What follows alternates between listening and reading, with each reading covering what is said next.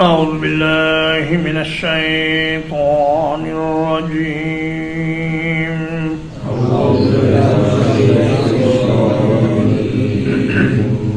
لو أنزلنا هذا القرآن على جبل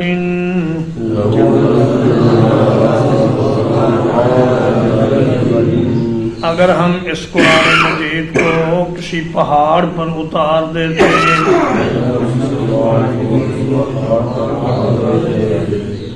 لَرَأَيْتَهُ خَاشِعًا مُتَصَدِّعًا مِّنْ خَشْيَةِ اللَّهِ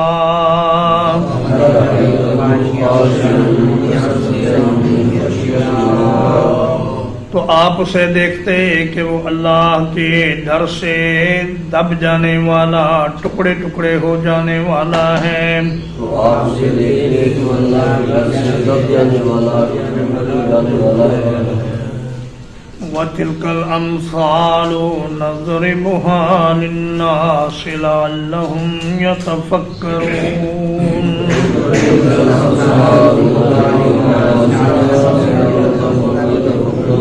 اور یہ مثالیں ہیں جنہیں ہم لوگوں کے لیے بیان کرتے ہیں تاکہ وہ غور و فکر کریں۔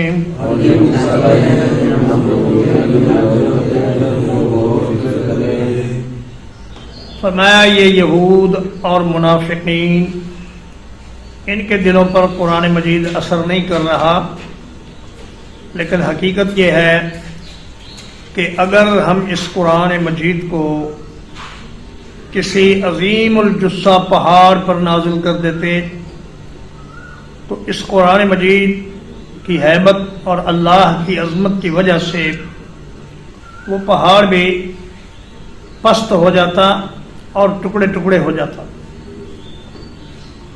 بعض مفسرین کرام نے فرمایا کہ یہ ایک فرضی مثال کے ذریعے بات کو سمجھانے کی کوشش کی گئی ہے کہ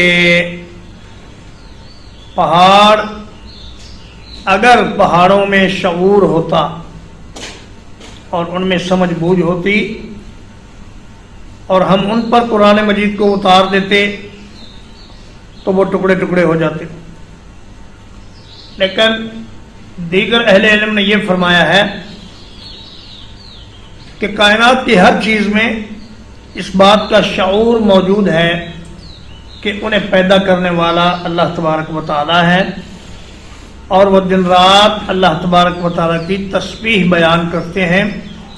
اس لیے یہ مثال فرضی نہیں بلکہ حقیقی ہے کہ اللہ پاک نے فرمایا وَإِن مِّن شَيْءٍ إِلَّا يُسَبِّحُ بِحَمْدِهِ وَلَٰكِن لَّا تَفْقَهُونَ تَسْبِيحَهُمْ، جمادات ہوں، نباتات ہوں اور کائنات کی کوئی بھی چھوٹی بڑی چیز ہو، وہ سب اللہ کی تسبیح بیان کرتی ہے۔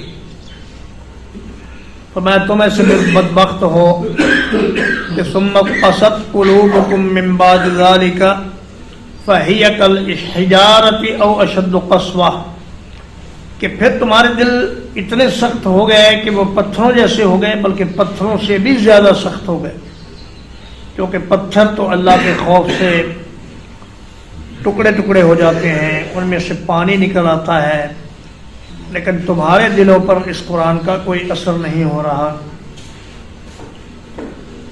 هو اللہ الذی لا الہ الا ہو،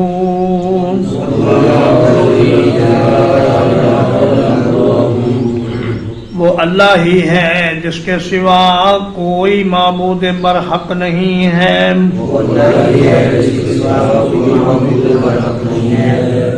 عالم الغیب والشہادہ،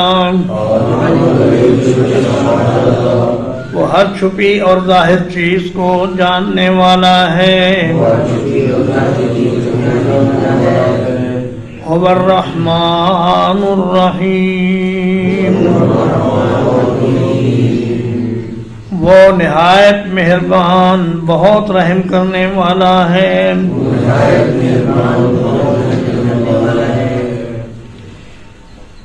فرمایا اللہ پاک وہ ذات ہے کہ وہی عبادت کے لائق ہے اور اس کے سوا کوئی دوسرا معبود ایسا نہیں کہ جو عبادت کے لائق ہو۔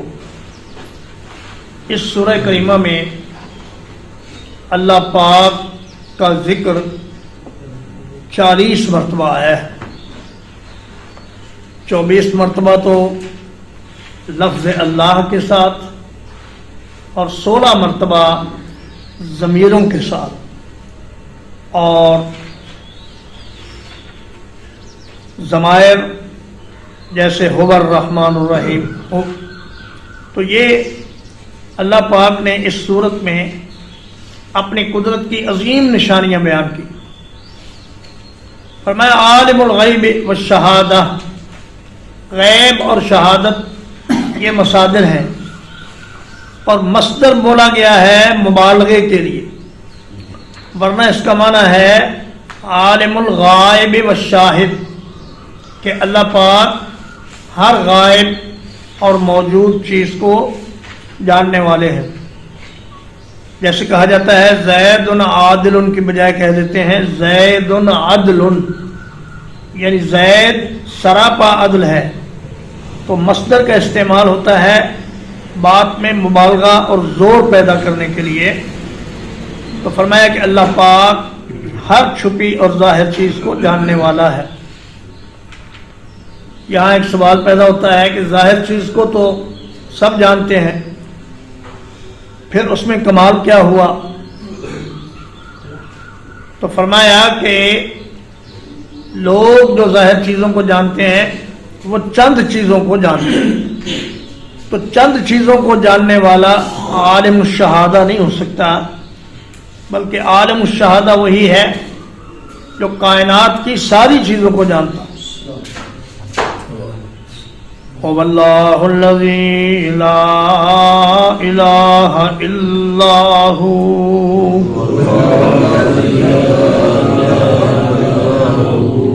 وہ اللہ ہی ہے جس کے سوا کوئی معبود برحق نہیں ہے۔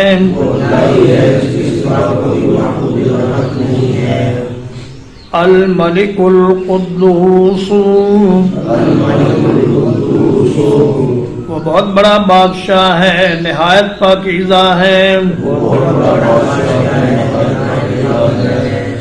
السلام المؤمن، وہ سلامتی والا ہے اور امن دینے والا ہے۔ المہیمن، وہ ہر ایک چیز پر نگہبان ہے۔ العزیز الجبار المتکبر، وہ سب پر غالب ہے، اپنی مرضی چلانے والا ہے، نہایت بڑائی والا ہے۔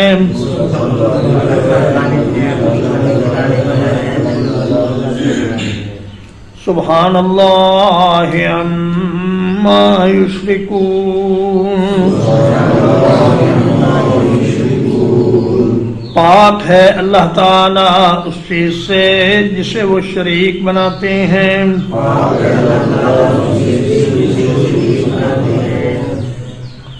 سنن ترمذی میں اور مسند احمد میں ایک روایت ہے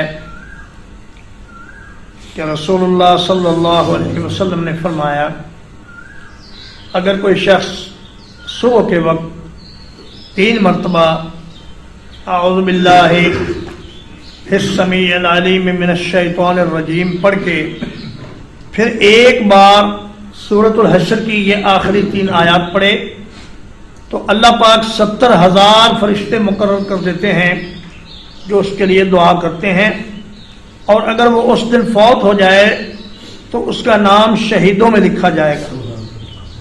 جو صبح یہ پڑھے اس کے لیے بھی یہی فضیلت ہے، اور جو شام کو پڑھے اس کے لیے بھی یہی فضیلت ہے، مگر شیخ ناصر الدین البانی اور مسند احمد کے محققین نے یہ فرمایا ہے کہ یہ حدیث ضعیف ہے۔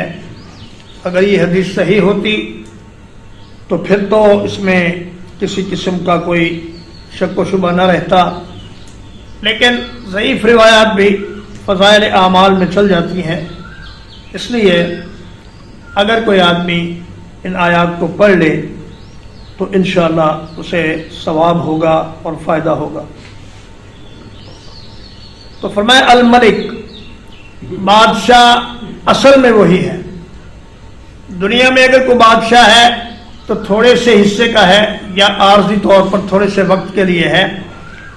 وہ جس کی بادشاہی پوری کائنات پر ہے اور ہمیشہ کے لیے ہے وہ صرف اللہ ہے۔ القدوس، وہ نہایت پاکیزہ ہے، ہر عیب اور ہر کمزوری سے اللہ پاک ہے۔ السلام، وہ سلامتی دینے والا ہے۔ فرضوں کے بعد جو دعا ہے اس میں بھی ہے اللہم انت السلام و منک السلام، اے اللہ آپ سلامتی والے ہیں اور آپ ہی کی طرف سے سلامتی ملتی ہے۔ المؤمن، اگر یہ انسان کے لیے ہو تو اس کا معنی ہوتا ہے ایمان لانے والا، لیکن اگر یہ لفظ اللہ کے لیے استعمال کیا جائے تو اس کا معنی ہے امن دینے والا، پناہ دینے والا، یعنی عذابوں سے اور مصیبتوں سے بچانے والا صرف وہی ہے۔ المہیمن، ساری مخلوق پر نگہبان۔ عرب کہتے ہیں کہ ہیمن الطائر علی فراخہ، کہ پرندے نے اپنے چوزوں پر پر پھیلا دیے۔ تو مہیمن کا معنی یہ ہوا کہ ایسی ذات جس کا پوری کائنات پر کنٹرول ہے۔ العزیز، جو سب پر غالب ہے۔ الجبار، اپنی مرضی چلانے والا، اس کے حکم کے آگے کوئی سرتابی نہیں کر سکتا۔ اور جبر کا معنی ٹوٹی ہوئی ہڈی کو جوڑنا بھی ہوتا ہے، اس لیے جبیرہ اس سپلنٹ کو یا اس پٹی کو کہتے ہیں جو ہڈی کو جوڑنے کے لیے باندھی جاتی ہے۔ تو اس کا مطلب یہ ہوا کہ اللہ پاک ہی نقصانات پورے کرنے والے ہیں اور اللہ پاک ہی ٹوٹی چیزوں کو جوڑنے والے ہیں۔ المتکبر، بڑائی والا۔ کبریائی، اگر مخلوق کبریائی کا دعویٰ کرے تو یہ ایک جھوٹا دعویٰ ہے، اس لیے کہ کوئی بھی مخلوق اصل میں بڑی ہے نہیں۔ بڑی ذات صرف اللہ تعالیٰ کی ہے۔ اللہ پاک اگر تکبر کا اظہار کریں تو یہ عین ان کی شان کے مطابق ہے، لیکن اگر مخلوق میں سے کوئی تکبر کا مظاہرہ کرے تو نبی کریم صلی اللہ علیہ وسلم نے فرمایا کہ ایک رائی کے دانے کے برابر بھی اگر دل میں تکبر ہوگا تو آدمی جنت میں نہیں جائے گا۔ اس لیے مخلوق کے حق میں تواضع خوبی ہے اور اللہ کے حق میں تکبر خوبی ہے۔ هو اللہ الخالق البارئ المصور،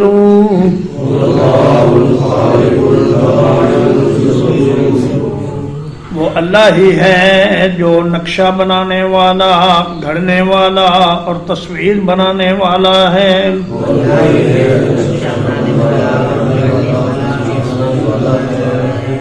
لہ الاسماء الحسنی، اس کے لیے بڑے خوبصورت نام ہیں۔ یسبح لہ ما فی السماوات والارض، اسی کی تسبیح بیان کرتا ہے جو کوئی آسمانوں میں ہے اور جو زمین میں ہے۔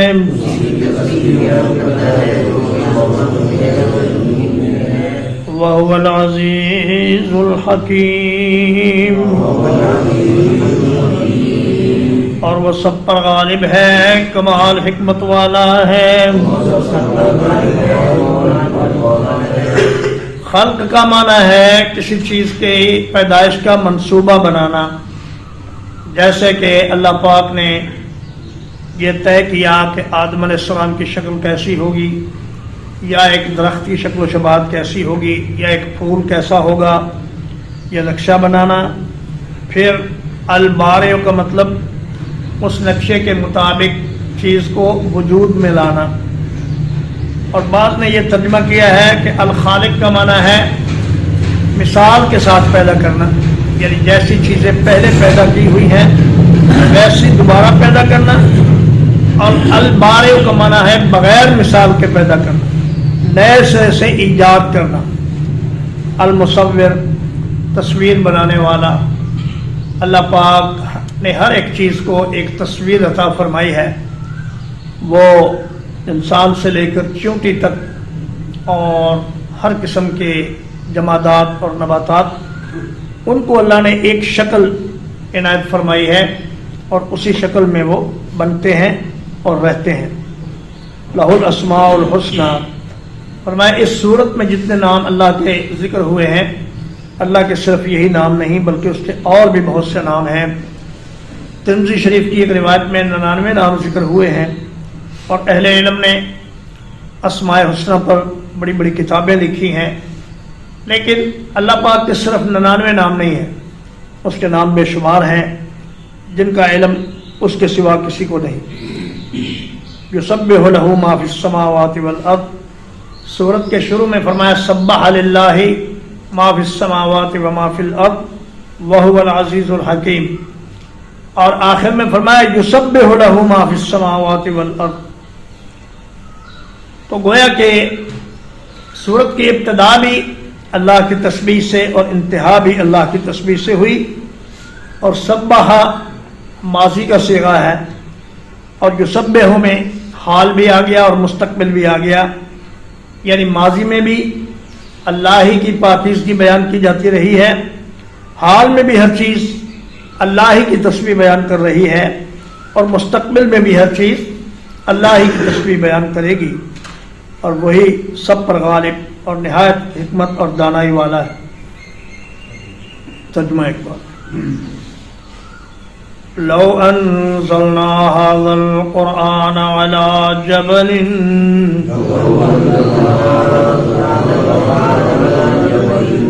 اگر ہم اس قرآن مجید کو کسی پہاڑ پر نازل کر دیتے،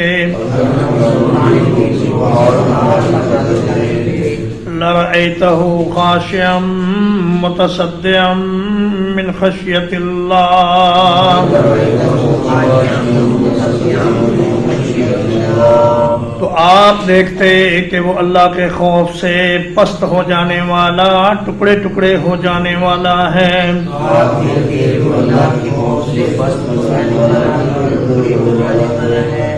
وَتِلْكَ الْأَمْثَالُ نَضْرِبُهَا لِلنَّاسِ،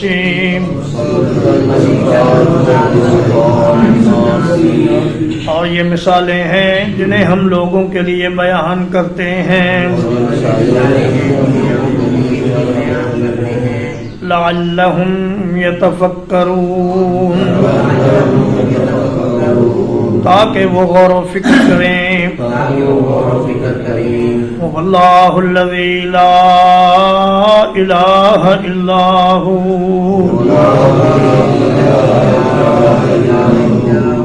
وہ اللہ ہی ہے جس کے سوا کوئی معبود برحق نہیں ہے۔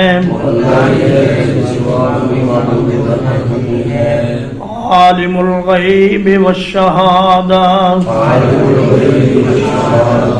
وہ ہر چھپی اور ظاہر چیز کو جاننے والا ہے۔ هو الرحمن الرحیم،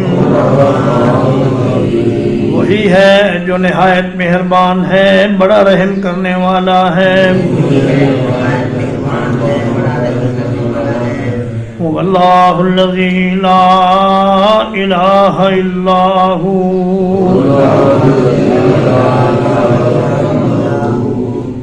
وہ اللہ ہی ہے جس کے سوا کوئی معبود برحق نہیں ہے۔ الملک القدوس، جو بہت بڑا بادشاہ ہے، نہایت پاکیزہ ہے۔ السلام المؤمن، جو سلامتی والا ہے، امن دینے والا ہے۔ المهيمن العزيز الجبار جو سب پر نگہبان ہے، سب پر غالب ہے اور اپنی مرضی چلانے والا ہے۔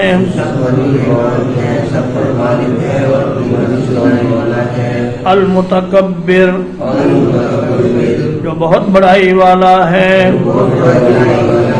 سبحان اللہ عما یشرکون، اللہ تعالیٰ پاک ہے اس چیز سے جسے وہ شریک بناتے ہیں۔ واللہ الخالق البارئ المصور،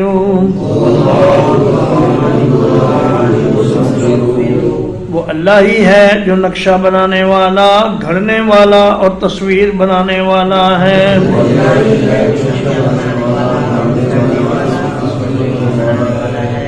لہ الاسماء الحسنی،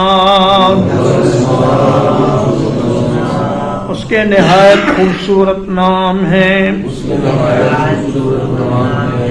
یسبح لہ ما فی السماوات والارض،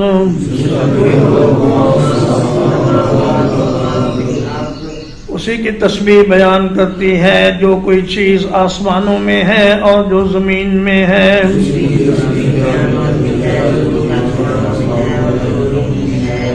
وَهُوَ الْعَزِيزُ الْحَكِيمُ، اور وہ سب پر غالب ہے، کمال حکمت والا ہے۔ الحمدللہ، اللہ پاک کے فضل و احسان سے آج 6 مئی 2025 کو سورۃ الحشر کا ترجمہ و تفسیر ختم ہوئی۔ اس کے بعد انشاءاللہ سورۃ الممتحنہ کا ترجمہ ہوگا۔ وصلی اللہ علی نبینا محمد وآلہ وصحبہ۔